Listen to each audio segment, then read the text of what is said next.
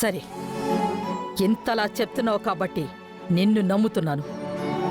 కుదిరితే ఈరోజో లేదా రేపో వీలైనంత తొందరగా నువ్వు వెళ్ళిపోవాలి.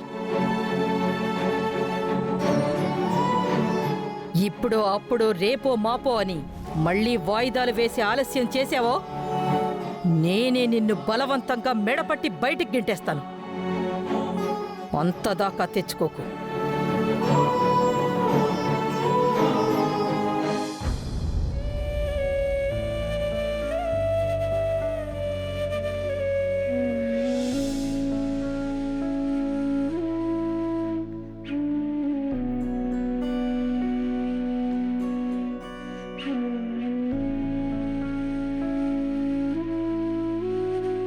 అమ్మా అహల్య,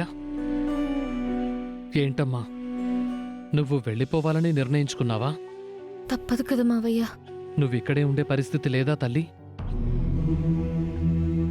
ఆ తలరాత నాకు లేదు మావయ్య. ఏంటమ్మా తలరాత? ఆ దేవుడు నీ నుదుటి మీద రాసిన తలరాతని గౌతమ్ బాబు చెరిపేసి తిరగరాశాడు. నీ నుదుట కుంకుమ దిద్దాడు, నీ మెడలో మాంగల్యం కట్టాడు. ఇన్నాళ్ళు నిన్ను కంటికి రెప్పలా కాపాడుకున్నాడు. ఇవేవి నిన్నాపలేవా అమ్మా? ఇన్నాళ్ళు గౌతమ్ గారు నా బాధ్యత తీసుకున్నారు మావయ్య. ఇప్పుడు ఆ రుణం తీరబోతుంది.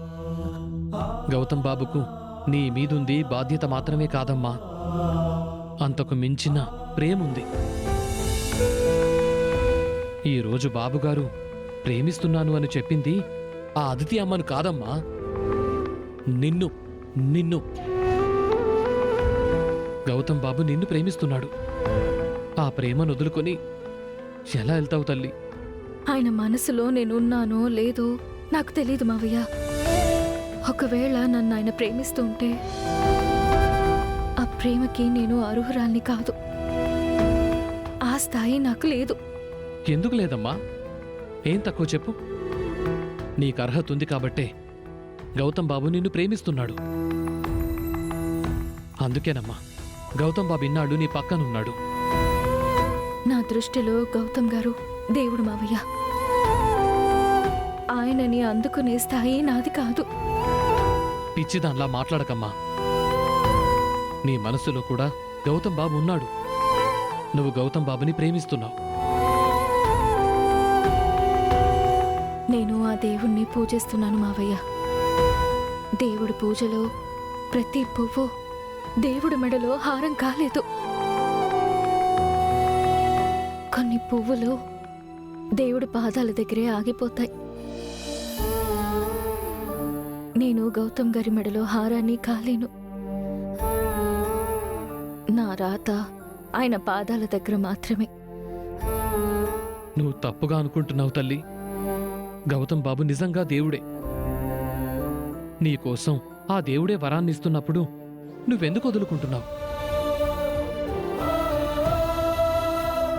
గౌతమ్ గారు చనిపోతున్న నన్ను బ్రతికించారు మావయ్య. ఇన్నాళ్ళు నాకు ఆశ్రయం ఇచ్చారు. ప్రతి క్షణం నా ఆనందం కోసం పరితపించారు. ఆ ప్రయత్నంలో ఆయన ఎన్నో కోల్పోయారు. తన ప్రేమకి దూరం అయ్యారు. సొంత వాళ్ళకి శత్రువు అయ్యారు. ఎన్నో మాటలు అవమానాలు పడ్డారు. నేనొచ్చి ఆయన మొత్తం సంతోషాన్ని తుడిచేశాను.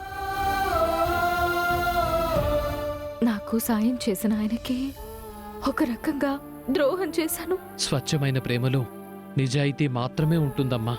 మోసాలు ద్రోహాలు ఉండవు. గౌతమ్ బాబు నిన్నిష్టపడుతున్నాడు. గౌతమ్ బాబు నిన్ను ప్రేమిస్తున్నాడు. నువ్వు బాబుగారిని ఇష్టపడుతున్నావు. మీ ప్రేమలో నిజాయితీ ఉందమ్మా, స్వచ్ఛత ఉంది. మీరు కలిసి ఉండాలమ్మా.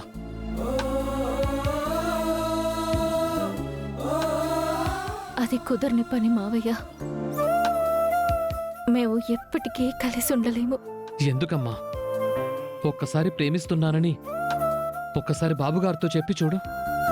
నీతో 7 అడుగులు వేసిన బాబుగారు నీ అడుగులు బయటపడకుండా కాపు కాస్తారు. వద్దు మావయ్య.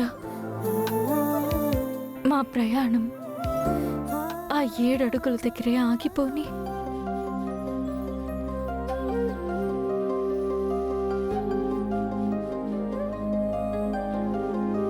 మరి నువ్వు మోసిన 9 నెలలు ఆ బిడ్డ మాట ఏంటమ్మా? బిడ్డ పుట్టేశాడు కదా మావయ్య. ఆ 7 అడుగులతో పాటు 9 నెలలు కూడా ఆగిపోని. చెప్పేది వినమ్మా. బిడ్డని బాబుగారిని వదిలి నువ్వు ఉండలేవు తల్లి. నా మాట విను. ఈ స్వర్గాన్ని వదిలేసి మళ్ళీ ఆ నరకంలోకి వెళ్ళకు తల్లి. ఇంకా చాలు మావయ్య. ఆయన హాస్పిటల్కి వెళ్ళాలి. నేను కాఫీ తీసుకువెళ్ళాలి.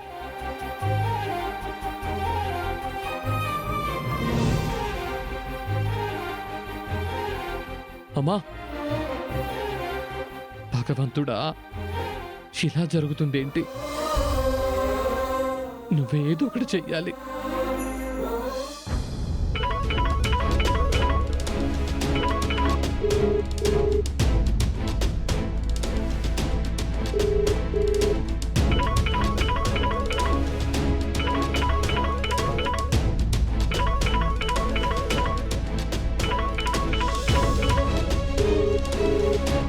శ్రావ్య ఫోన్ చేస్తుందేంటి?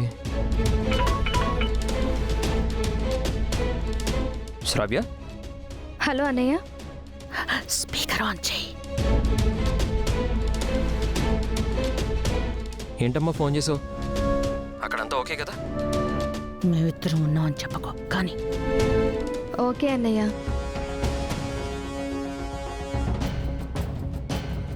ఫంక్షన్ చాలా బాగా జరిగింది. నాకు చాలా సంతోషంగా ఉంది. ఫంక్షన్కి నువ్వు వచ్చినందుకు నాకు చాలా సంతోషంగా ఉందమ్మా. అన్నయ్య, నిన్నొక విషయం అడగాలని ఫోన్ చేశాను. ఏంటమ్మా? అది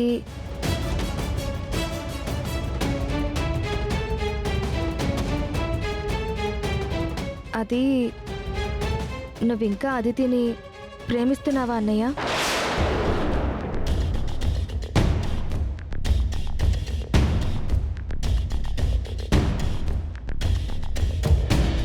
నేను ఇలా ఎందుకు అడుగుతున్నానంటే, నువ్వు అదితి చిన్నప్పటి నుంచి కలిసి పెరిగారు కదా. ఒకరికి ఒకరు ప్రాణంలా ప్రేమించుకున్నారు. కానీ నువ్వు అదితిని కాదు అని అహల్య వదిన్ని పెళ్లి చేసుకున్నావు.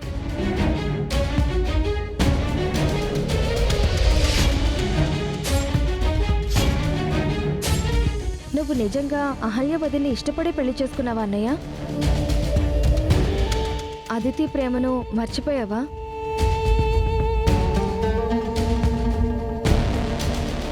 కానీ ఆ రోజు నువ్వు ఐ లవ్ యూ చెప్పావు అని అదితి అందరి ముందు చెప్పింది.